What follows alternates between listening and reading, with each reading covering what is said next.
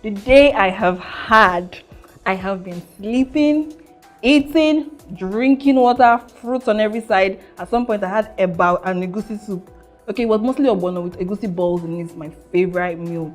Today has been like the best lazy day of my life so far.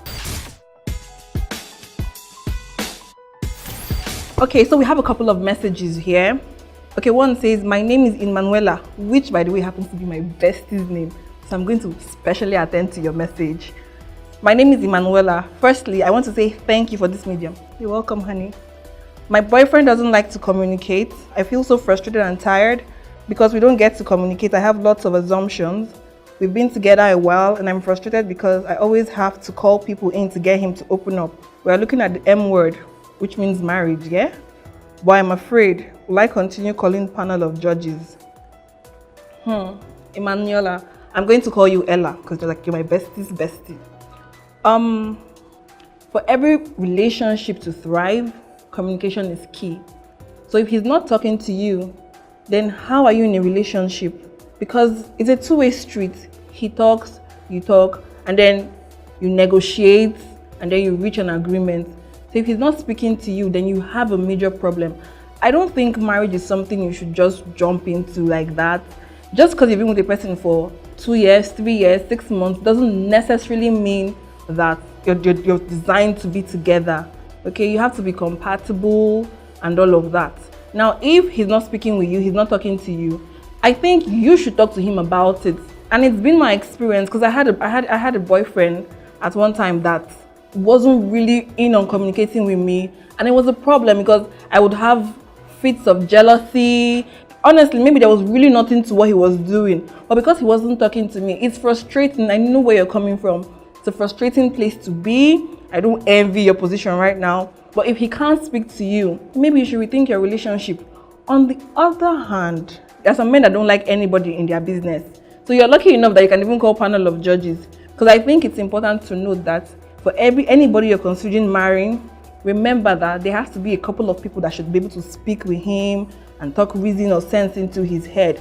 But you have a challenge here if you can't even have a one-on-one with this person. I suggest you speak to him one more time about it. And you know what? I think he should know that the option of the relationship ending is there. Maybe he will sit up better. But honey, where you are is not a good place to be. You can't live a life of assumptions. You can't get married based on assumptions. You can't be with a man for the rest of your life based on assumptions. You can't feel this way forever, because marriage is forever. We have another message here. It says, please keep me anonymous for the sake of my marriage. I got you, boo. My wife is very dominating and commanding. She likes to control me and my life. She makes sure she comes to every new place of work, tells everybody to keep away from me. She picks my friends, my hairstyle, how I talk. She takes decisions without me, but she doesn't listen to me when I have an opinion. And I love her. I don't want to hurt her. What do? I'm tired. See, I get where you're coming from completely. Your wife reminds me of me. Okay? There are 4 temperaments now. 4 psychological temperaments of human beings. There's the sanguine, there is the melancholic, there is the choleric, which your wife is. She's controlling, she's authoritative, she wants to be in a position of authority at all times. Okay? And then you're what we call the phlegmatic. You're laid back, you're easy, you don't like problems, life is cool and chilled for you. The thing is, you need to be a bit more assertive with your wife, because like every choleric person, she's not willing to give up her authority. Trust me, no matter how many times you want to have that conversation with her, it takes her being intentional about it, and the only way she can be that way is if you're assertive. Okay? And the truth is that sometimes it might stem from insecurities. Okay, so maybe you should check back and see, okay, what am I doing? What can I do differently to make her feel comfortable enough not to come to my office? You know, have conversations with her. And then I will say again, be more assertive. Okay, like you really need to put yourself in there. You need to put your foot down. You're a man. Okay, as much as we say, oh, the home is for 2 equal adults and everything is run by 2 equal adults. I think that as a man, you should be a bit more assertive. You know, don't let her ride over you. She's not coming from a bad place, trust me. It's just a temperament. It's a psychological temperament, something that can actually be sorted out. Well, plenty talking, but you will try. You will do all right, last. Okay. Han, can I have a cup of water?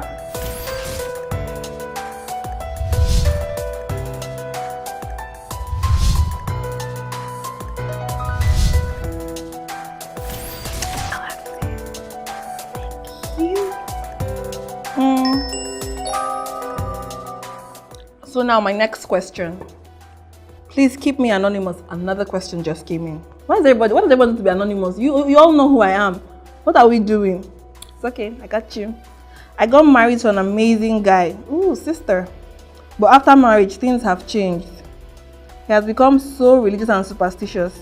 He doesn't stay in the country and we've not spent time together. All the things he loves about me are suddenly a turn off. Example, spending time on social media, going out often. So I'm thinking of leaving the marriage because we haven't done the white wedding. I'm from a broken home, so you imagine my fears. We have no children. It's a tough one. Okay, like I'm always saying, I'm not a professional. Okay, I'm just helping you, like we're friends having conversations and advising one another. So in case you hear any of these questions and you have an input, please reach us on AdureTV, okay? AdureTV Live on Instagram, and just send us a DM or something.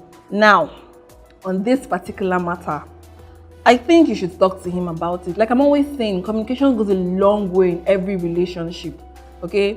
You need to talk more and all of that. You people need to have like proper conversations. You need to talk it out because him being superstitious, something must have happened. Something must have led to him being superstitious. It's a conversation you have to have. I don't think because you have a challenge, which from what you're saying might just be your first major challenge, you think it's okay to leave the marriage. That's a problem. That right there is a problem. If the first major issue you're having, your first instinct is to leave, then maybe you're not ready for marriage. Maybe it's not him, maybe it's you, you know? Because I think, you know, for every relationship, there will always be differences. This is where compromise comes in, okay? You both need to meet each other halfway. He has a problem with it, talk to him. Okay, you have a problem with what he's doing, talk to him. You know, basically there should be two people coming together and then meeting each other halfway.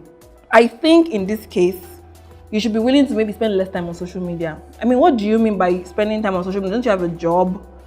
You know, that's my intake. That's my own take on it. If you spend so much time on social media, don't you have a job? Don't you have something you're doing? Maybe he wants you to get something to do if you're not doing anything. Or maybe he thinks you're mixing with the wrong people. Have a conversation about it.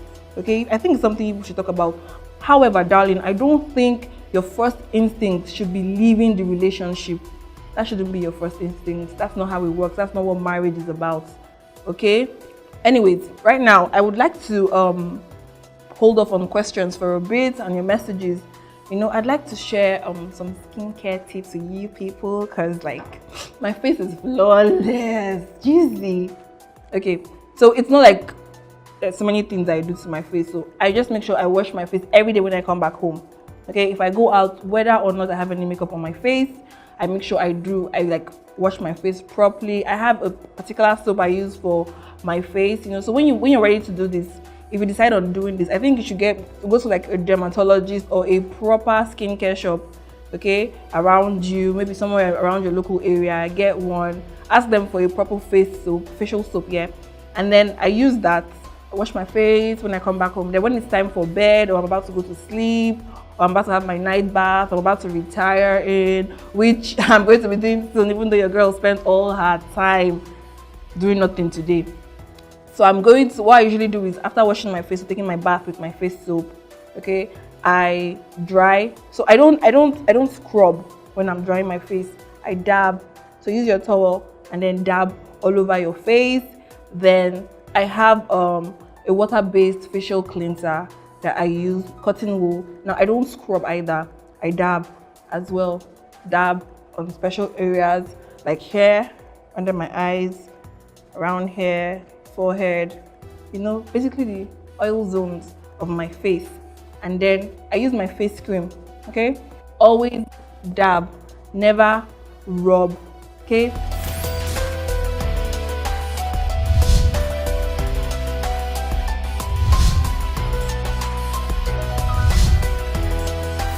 And now for the final question.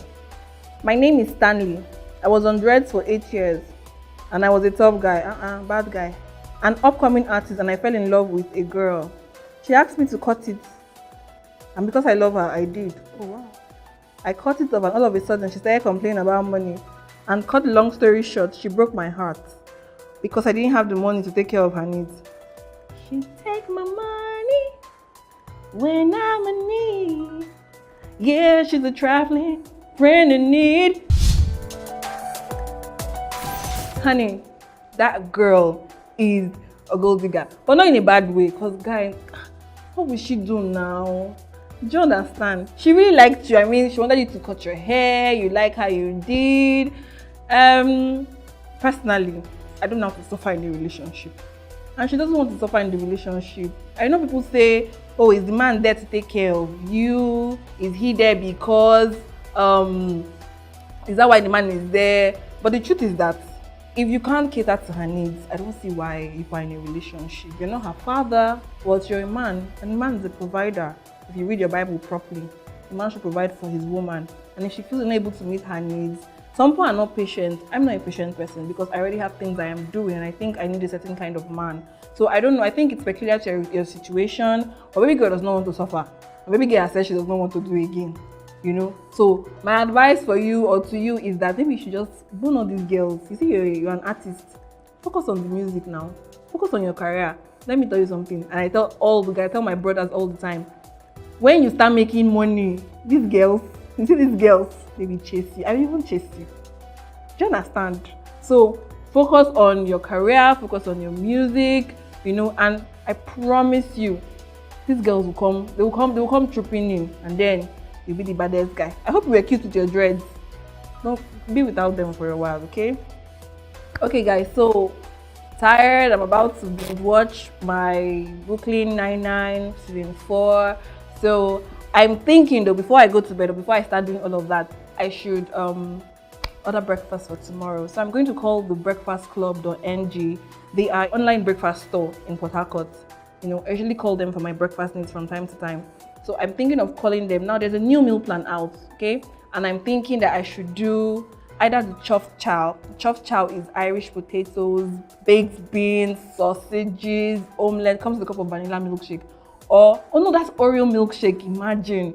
Then the grub smacks comes with like the waffle sandwich, has eggs in it, cheese, bacon, and then there's maple syrup that you cannot just slather on top of it with a cup of vanilla milkshake. So I'm not sure of which of them to have.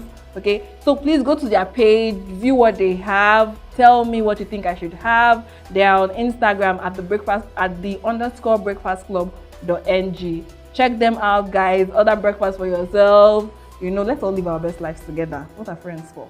Okay, so I'm thinking you choose what meal I should have, and please guys hurry up so I can order my breakfast for tomorrow morning. Okay, so send me the meal I should have. I will be buying both meals. The one with the most votes, I'll eat. The one with the least amount of votes, one lucky person gets to have that for breakfast. Please, just in case we're voting, can we all vote for the chopped chow? Because that's the one I want to have. Good night. Love you.